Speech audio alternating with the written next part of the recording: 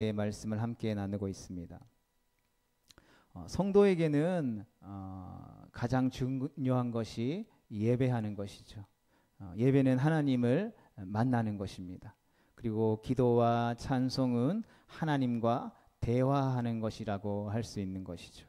그래서 우리가 하나님을 찬양하고 또 하나님 앞에 기도할 때에는 말하는 것도 중요하지만 듣는 것도 중요한 것이죠.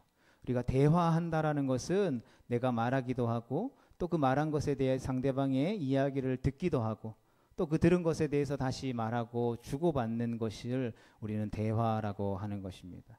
그래서 예배 드린다라는 것, 하나님 앞에 찬양하고 기도한다라는 것은 우리가 하나님과 대화한다라는 것이죠. 그래서 때로는 어떤 공적인 자리에서는 그 대화의 말이나 표현들이 또 그 상황에 맞게 표현되어지고 또 전달되어질 필요가 있는 것이죠.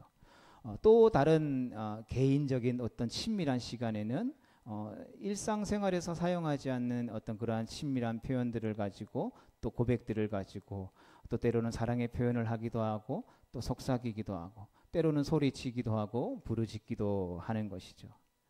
그런데 성도에게는 교회에서 드리는 예배뿐만 아니라 말하고 듣고 또 감정을 나타내고 먹고 마시고 입고 일하면서 사람들을 만나는 그 모든 것과 같은 일상생활 자체가 믿음의 표현이요 신앙의 고백이 되어야 한다라는 것이죠.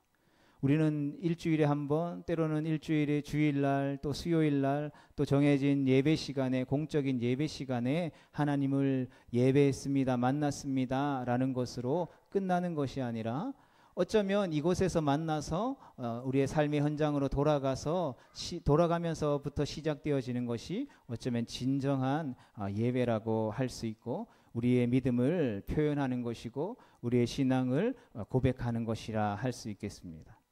그래서 로마서 11장은 이것을 표현할 때에 영적인 예배라고 표현했습니다.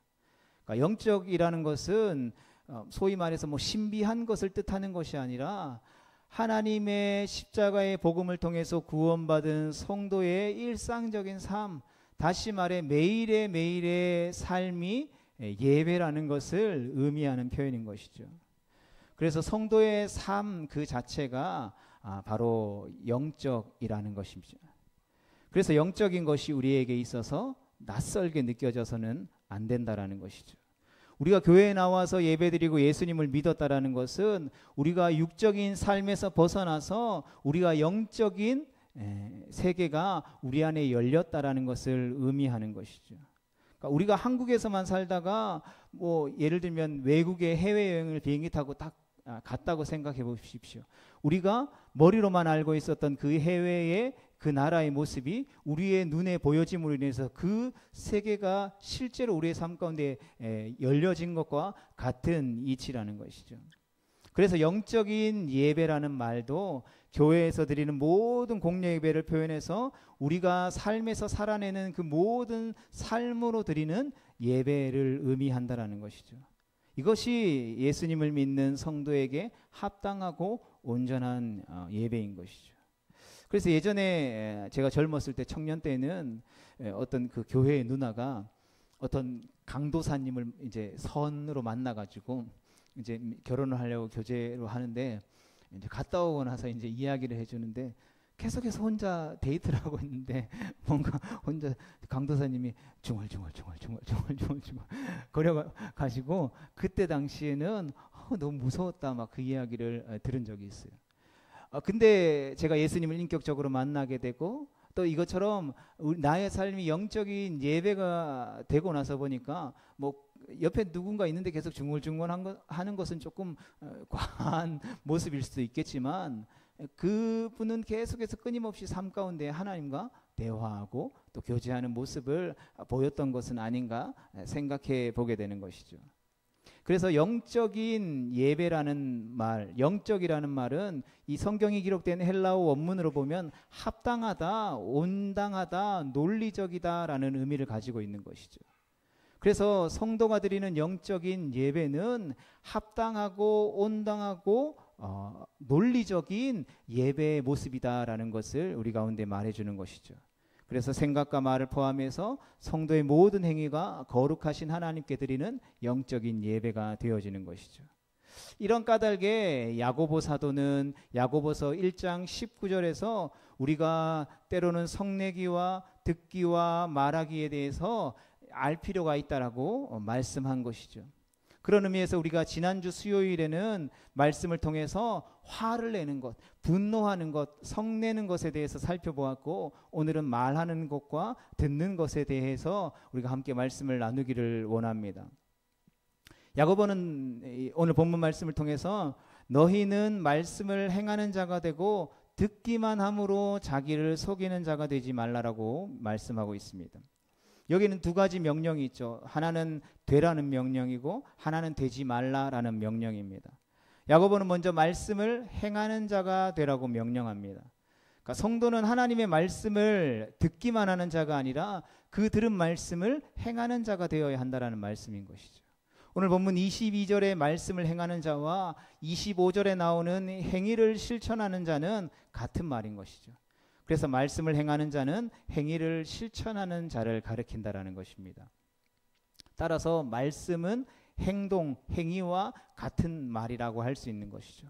그래서 우리가 말씀이라고 하는 것은 어떤 단순한 개념이나 사상이 아니라 실제적인 일이고 실제적인 행위이며 활동이라는 것이죠. 또한 하나님의 말씀은 자유롭게 하는 온전한 율법이 되기도 하는 것입니다.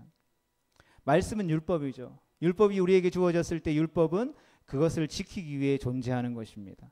여기에서 말씀의 어떤 실천적인 성격이 다시 한 번 더 강조되는 것이죠. 이어서 야고보는 말씀을 듣기만 하는 자가 되지 말고 되지 말라고 명령합니다. 말씀을 행하지 않고 듣기만 하는 것은 자신을 속이는 사람이라는 것이죠. 그러니까 말씀을 듣는 것은 잘하는 일입니다. 말씀을 아예 듣지 않는 것, 그것은 매우 심각한 문제가 되겠죠. 그래서 성도는 끊임없이 어떠한 방법이든지 간에 건강한 말씀을 듣는 데에 열심을 내어야 하는 것이죠. 때로는 녹음되어져 있는 말씀을 가지고, 요즘에 핸드폰도 잘 되어 있으니까 핸드폰 어플을 켜서 또 계속해서 성경을 열심히 들어야 하죠. 또 공적인 예배 시간들을 통해서 선포되어지는 하나님의 말씀을 열심히 들어야 합니다. 그래서 성도는 예배 때에 하나님의 말씀에서 은혜를 받기 위해 마음을 집중할 수 있어야 하는 것이죠. 말씀을 깨달으려는 의지적인 노력을 해야 한다라는 것입니다. 이뿐만 아니라 성도는 말씀을 잘 들여다볼 수 있어야 합니다. 그러니까 들여다보다라는 말은 무엇인가를 자세히 살펴보기 위해서 몸을 굽히고 집중해서 관찰한다라는 의미를 가지고 있습니다. 우리가 허리를 굽혀서 지속적으로 골똘히 무엇인가를 들여다보아야 하는 것처럼 하나님의 말씀을 우리가 그렇게 들여다볼 필요가 있다라는 것이죠. 하나님의 말씀을 그냥 대충 훑어보고 지나쳐버릴 말씀이 아니라 말씀을 몸을 굽혀 집중하여 들여다보고 살펴야 하며 그 말씀 앞에 지속적으로 머물러야 하는 말씀이라는 것이죠. 그래서 구약 성경의 시편을 시작하며 성경은 복 있는 사람은 주야로 하나님의 말씀을 지속적으로 묵상하며 그 말씀과 함께하며 그 말씀 앞에 머무는 사람이 복되고 하나님을 찬양하게 되고 하나님의 영광을 나타내게 된다라고 선언하고 있는 것이죠. 우리는 말씀을 들어야 합니다. 그러나 거기에서 멈추면 안 된다라고 오늘 야고보 사도는 우리에게 말하는 것이죠. 우리는 오랫동안 몸을 굽혀서 정밀하게 세세하게 끊임없이 집중해서 말씀을 연구해야 합니다. 성도는 이처럼 집중력을 가지고 말씀에 창념해야 하는 자여야 하는 것이죠. 끊임없이 말씀을 쉬지 않고 읽고 공부하고 연구해야 하는 것입니다. 우리는 말씀 앞에 오랫동안 머물러 있어야 하는 것이죠. 그러나 우리의 책임이 여기에서 끝나는 것은 아니라는 것이죠. 그러니까 말씀을 듣거나 들여다보지 않고 연구하지 않는 것도 문제지만 말씀을 들은 대로 행동으로 옮기지 않는 것이 더 큰 문제라는 것을 오늘 야고보 사도는 우리에게 말씀해주고 있다라는 것이죠. 왜 그렇습니까? 그렇게 말씀을 들었음에도 불구하고 행동으로 옮기지 않는 사람들은 자신을 속이는 자이기 때문이라는 것이죠. 성도는 거짓과 악에게 속임을 당하지 말아야 하지만 또 자신을 속여서도 안 된다라는 것이죠. 그러니까 말씀을 들여다보는 것으로 말씀을 행하는 것을 대신할 수 없다라는 것입니다. 성경은 오늘 우리에게 분명히 말씀하고 있죠. 우리는 말씀을 듣는 자가 아니라 듣고 행하는 자가 되어야 한다라는 것이죠. 그렇다면 야고보는 이렇게 해야 하는 이유를 왜 무엇이라고 설명합니까? 비유로 설명하고 있죠. 23절과 25절에 나와 있습니다. 만일 어떤 사람이 말씀을 들으나 그것을 행하지 않게 되면 그는 거울로 자신의 본래 얼굴을 들여다보는 사람과 같다라는 것이죠. 그러니까 그는 거울로 자신의 얼굴을 들여다보고는 돌아가서 자기가 어떻게 생겼는지 금방 잊어버리는 사람이라는 것이죠. 그러니까 그는 자기가 거울로 본 얼굴을 기억조차 못하는 사람이라는 것이죠. 그러니까 말씀을 들었지만 삶에서 행동으로 옮기지 않는 사람이 바로 이와 같다라는 것입니다. 말씀을 듣기만 하는 자의 가장 큰 잘못은 들은 말씀을 잊어버리는 것이라는 것이죠. 즉 말씀을 실천하지 않는 것이라는 것입니다. 어쩌면 오늘날 예수님을 믿는다라고 교회를 다닌다고 하는 사람들이 세상의 염려와 근심, 걱정거리가 되고 때로는 손가락질 받는 처지에 놓여진 이유가 바로 이것은 아닌지 생각해 보게 되는 것이죠. 그러나 이와 반대되는 사람이 있다라고 야고보 사도는 우리에게 말씀합니다. 25절에 그러나라는 표현으로 시작하죠. 그러한 사람은 듣고 잊어버리는 자가 아니라 바로 행위로 실천하는 자라는 것이죠. 그는 율법의 내용을 듣고 잊어버리는 자가 아니라 듣고 행동으로 옮기는 자라는 것입니다. 그는 자기 행위로 복을 받게 될 것이라는 것이죠. 이 말은 복을 받게 되는 수단을 의미합니다. 성도는 실천하는 행위를 통해서 복을 받게 됩니다. 또한 이 말은 행위 안에서라는 표현이며 복을 받을 수 있는 제한과 범위들을 의미하는 것이죠. 행위를 벗어나면 복은 없는 것입니다. 듣기는 하지만 그 삶의 말씀을 통한 실천 행위가 없다면 복도 없다라는 것이죠. 성경이 말하는 복 있는 사람은 바로 말씀을 듣고 행하는 사람이라는 것이죠. 그 말씀을 듣기만 하고 다시 잊어버리는 자가 아니라 말씀을 듣고 그 말씀을 잊어버리기 전에 삶에서 실천하는 사람이라는 것이죠.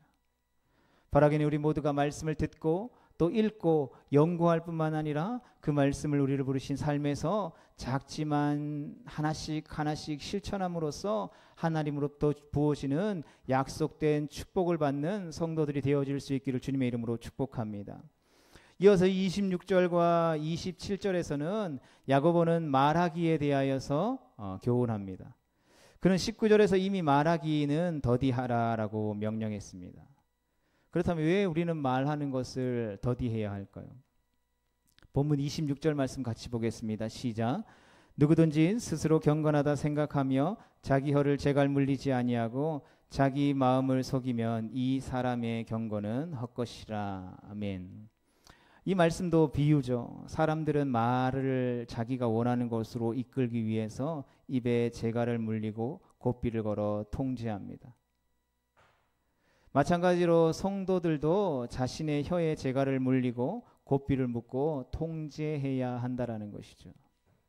만일 그렇게 하지 않으면 성도가 경건하다라고 생각한다면 이 사람의 경건은 헛것이 된다라는 것이죠.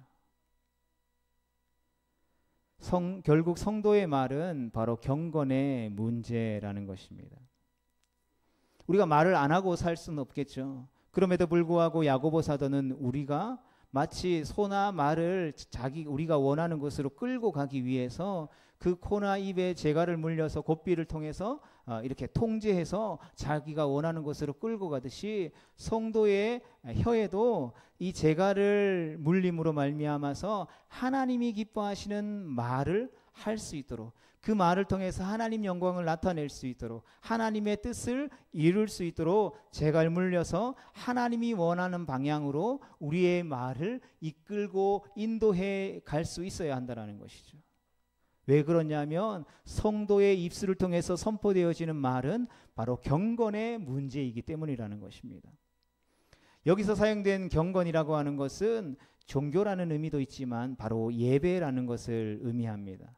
그래서 성도의 언어는 바로 예배다라는 뜻인 것이죠. 사람들은 말이 경건이나 예배와 아무런 관련이 없다라고 생각하기 쉽습니다. 그러나 성도의 말은 단순히 공기를 통해서 선포되어지는, 통해 퍼지는 물리적인 현상이 아니라 경건의 문제이며 하나님을 예배하는 일이라는 것이죠. 이 사실은 헛것이라는 말에서도 잘 드러나 있습니다. 왜냐하면 헛것이라는 말이 이 예레미야서에 나오는 우상 숭배에 대한 심판을 암시하는 말로 사용되어졌기 때문인 것이죠. 예레미야 2장 5절 말씀을 같이 보겠습니다. 시작. 너희 조상들이 내게서 무슨 불의함을 보았기에 나를 멀리하고 가서 헛된 것을 따라 헛되이 행하였느냐. 아멘. 예레미야 8장 19절 하반절 말씀도 같이 보겠습니다. 시작. 그들이 어찌하여 그 조각한 신상과 아멘. 무엇을 의미하냐면 성도의 잘못된 말하기, 즉 언어 생활은 우상 숭배의 죄와 관련되어 있으며 그것이 바로 경건의 문제요, 예배의 문제라는 것이죠.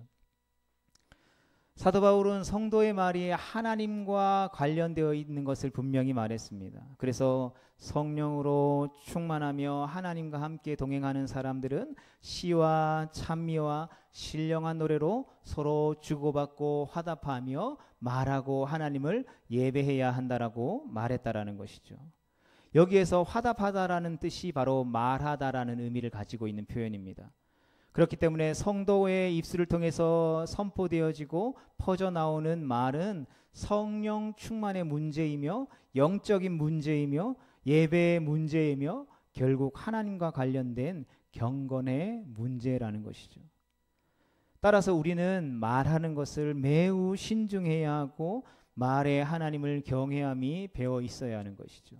우리는 일상생활 속에서 일상생활 모두가 영적인 예배라고 성경이 이야기하고 있기 때문에 우리는 일상생활에서 사람들과 만나서 대화하고 말하는 그 모든 것들을 통해서 예배하듯이 말해야 한다라는 것이죠. 그러면 우리는 어떻게 해야 우리의 혀의 재갈을 물릴 수 있습니까? 우리는 어떻게 해야 우리의 말을 통제해서 하나님께서 우리 가운데 허락하신 삶의 자리에서 참된 경건을 유지하면서 영적인 예배자로 살아갈 수 있겠습니까? 우리는 진짜로 입에 재갈을 물리고 고삐를 묶어서 다닐 수는 없잖아요. 그래서 야고보는 19절에서 그 비결을 말씀합니다. 우리 본문 앞에 있는 19절에 뭐라고 이야기합니까? 말하는 것에 대해서 말하기는 더디하며 라고 권면하고 있습니다. 이것은 말을 늘어지게 하거나 느릿느릿하게 하라는 의미가 아니라 말을 하기 전에 그 말이 가지고 있는 그 능력과 그 말이 가지고 있는 권세가 너무나도 중요하기 때문에 오래 생각하라는 뜻이라는 것이죠. 여러분, 성도들이 입술을 통해서 말하는 것에는 권세와 능력이 있습니다. 예수님을 믿는 자들에게는 하나님의 자녀가 되는 권세를 주셨습니다. 아멘이십니까? 우리는 하나님의 자녀이죠. 자녀는 아버지가 하는 행동들을 따라하게 되는 것입니다. 우리 하나님 아버지는 어떠한 것을 행하셨습니까? 말씀을 통해서, 말하는 것을 통해서 온 천지 만물을 창조하셨죠. 말씀을 통하여서 병든 자를 고치셨고 죽은 자를 살리셨으며 하나님의 역사를 이끌어 오셨다라는 것이죠. 그리고 그 예수님은 부활하시고 난 이후에 제자들 곁을 떠나시면서 하나님의 보좌를 향하여서 승천하시기 전에 하늘과 땅의 모든 권세를 내가 너에게 주었으니 너희는 가서 모든 족속으로 제자를 삼아 아버지와 아들과 성령의 이름으로 세례를 베풀고 내가 너에게 분부한 모든 것을 가르쳐 지키게 하라 말씀하셨다라는 것이죠.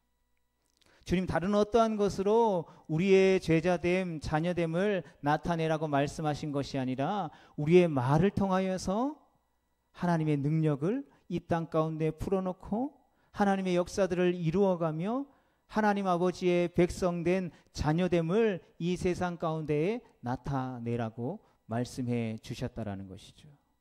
그러하기에 우리는 말하는 것이 우리의 삶의 실제가 되는 것, 그것을 삶에서 경험하게 되는 것이죠. 그래서 우리가 예수님을 믿기 전에는 아유 힘들어 죽겠다, 뭐해서 죽겠다, 망했어, 이런 말들을 너무나도 일상생활에서 너무 자주 쓰죠.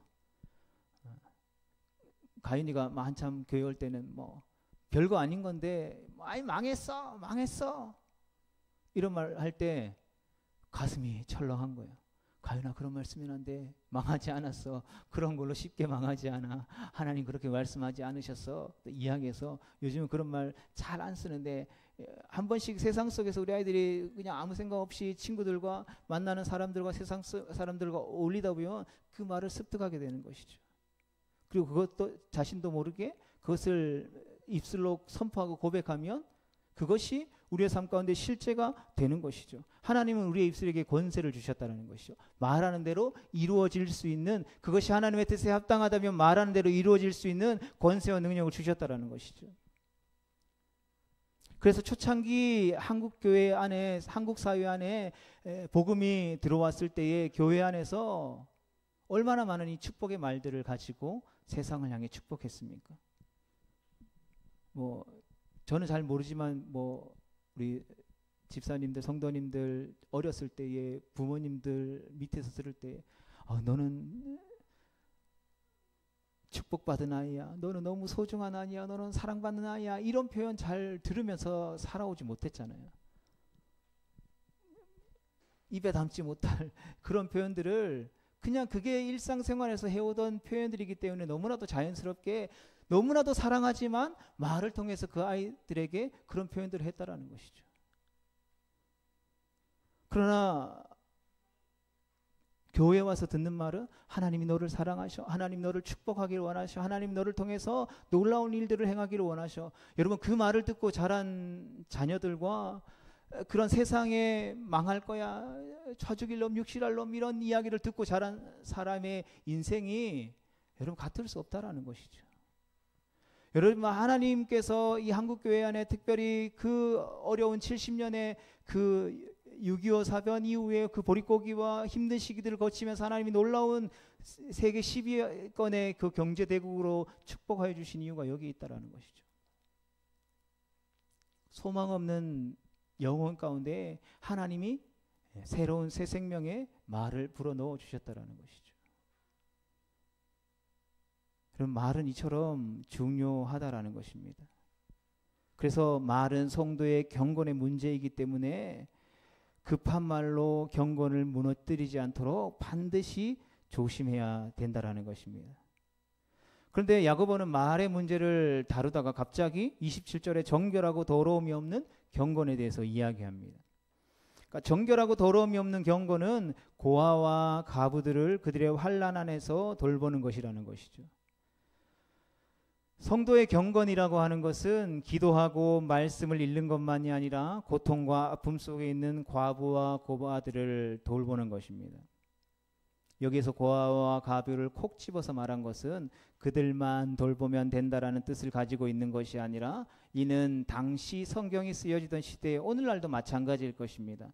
말씀이 이야기해주고 있는 대표적인 사회적인 약자들이기 때문이라는 것이죠.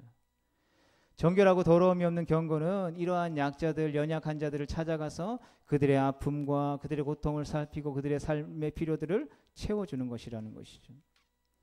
야고보는 이 경건을 하나님 곧 아버지 앞에서 평가받게 된다라고 말합니다.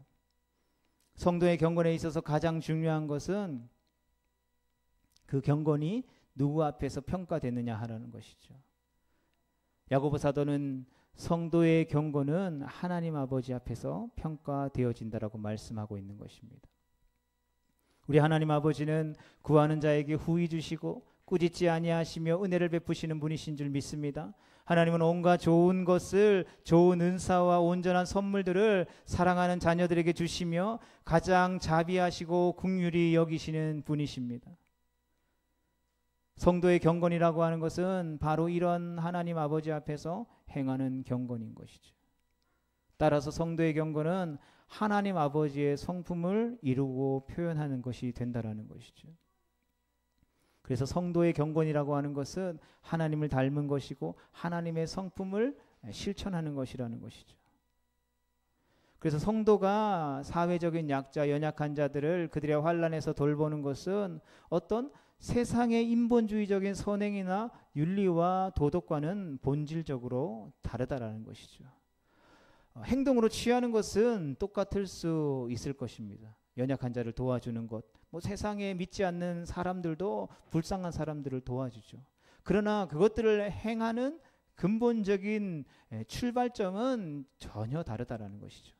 그래서 성경에서 말하는 착한 일과 세상 사람들이 말하는 착한 일은 다르다라는 것이죠. 그래서 믿지 않는 사람들은 교회가 왜 착한 일, 선한 일 왜 하지 않는 거야? 라고 말할 때도 있다라는 것입니다. 그러나 교회는, 성도는 그러한 세상 사람들의 말에 의해서 움직이는 것이 아니라 하나님께서 원하는 선이 무엇인지 깨닫고 그 하나님께서 원하시는 선을 행하고 또 그것들을 통해서 평가받아야 한다는 것이죠. 하나님은 이 땅 가운데 선을 베푸시는 좋으신 하나님 아버지라는 것이죠. 그것이 하나님의 성품이라는 것입니다. 그러나 하나님께서 선을 베푸신다라고 해서 세상의 죄와 함께 거할 수 없다라는 것이죠. 하나님은 거룩하시고 깨끗하신 분이시기 때문에 결코 죄와 함께 할 수 없다라는 것입니다. 그러하게 하나님이 원하시는 선과 하나님이 행하시는 선과 세상 사람들이 요구하고 말하고 행하기를 원하는 선은 근본적으로 다르다라는 것이죠.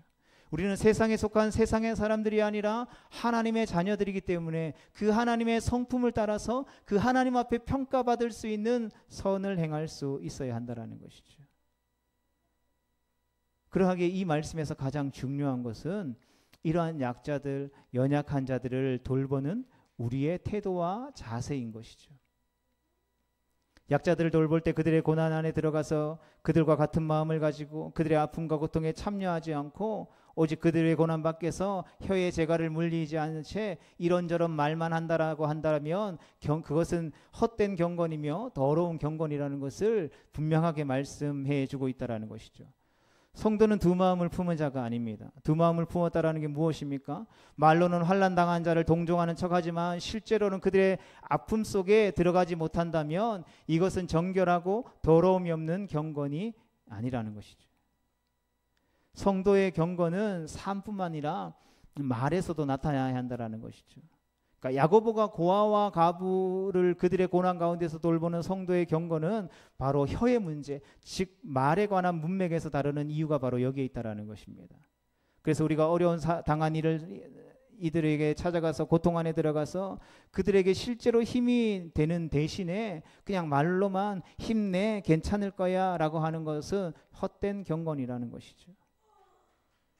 덥고 춥고 배고프고 힘들어하는 자들에게 가서 야 더워 좀 시원하게 했으면 좋겠어, 춥니? 따뜻하게 해, 배고파? 먹을 것을 먹어 라고 말만 하는 것은 헛된 경건이다라는 것을 야고보 사도는 우리에게 말해주고 있다는 것이죠.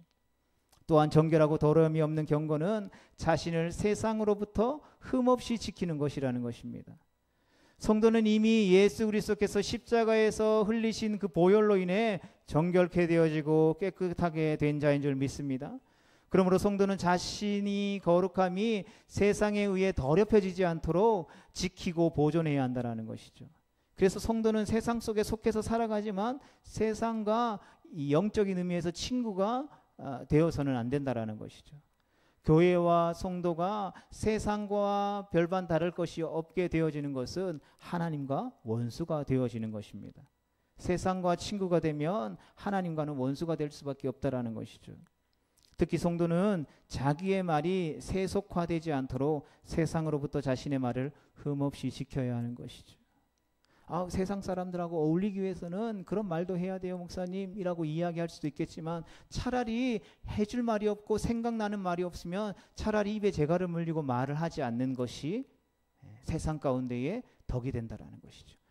그것이 경건을 지키는 것이고 영적인 예배자로서 하나님 앞에 온전한 예배자로 서는 방법이다라는 것을 야고보 사도는 우리 가운데에 분명히 권면하고 있는 것이죠. 그래서 이 성경의 문맥상 지금 다루어지는 경건의 문제는 즉 혀의 문제, 말의 문제와 관련이 된다라는 것이죠. 그래서 작은 불씨 하나가 온 산을 다 태우듯이 작은 혀가 온 몸을 더럽히게 되는 것이죠. 그러니까 우리가 말을 세상적인 말로 막 이렇게 내뱉게 되면 우리의 인격도 세속화되어지는 것이죠. 그러니까 성도가 세상처럼 된다라는 것은 여러 가지로 나타나는 것이죠. 그러나 그 중에 가장 무서운 것이 말의 세속화, 언어의 세속화라는 것이죠. 우리가 다음 세대 자녀들을 기를 때에 하나님의 말씀, 성경의 말씀을 계속해서 아이들에게 많이 읽혀야 되는 이유가 여기 있다라는 것이죠.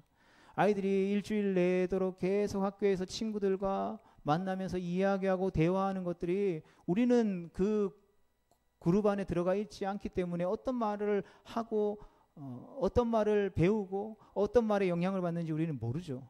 그러나 그 아이들이 집에 돌아와서 은연중에 내뱉는 말들을 보면 쉽지 않다라는 것이죠. 어른들이 있어도 그냥 막 쌍욕을 막 뱉는 거예요. 그렇기 때문에 말은 너무나도 중요하다라는 것입니다.